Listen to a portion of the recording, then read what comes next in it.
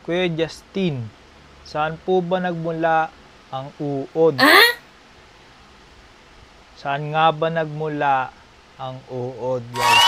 Ito ay nagmula sa sinaunang salita ng iba't ibang dialect ng mga Pilipino na may uleg, ulad, iod, ulod at marami pang iba.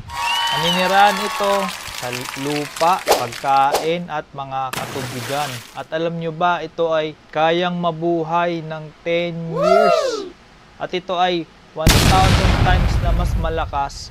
Masyado na akong malakas para sa mundo ng mga tao. Kayong mga mahihinang nilalang, kahit magsama-sama pa kayo, hindi nyo ako kaya.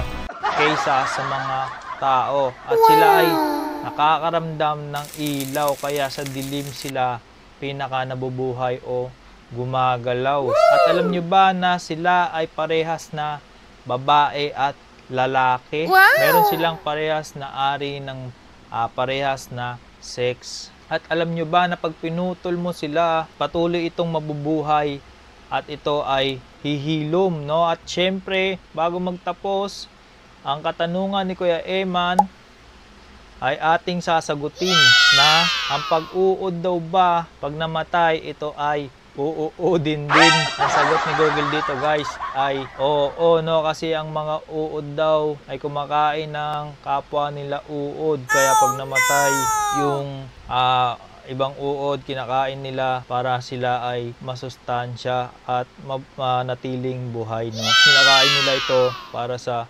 sustansya. So yun lang, guys, no? At susunod, sasagutin natin ang tanong na ano nga ba ang nauna, itlog o manok? Yun lang, guys. Maraming salamat, no?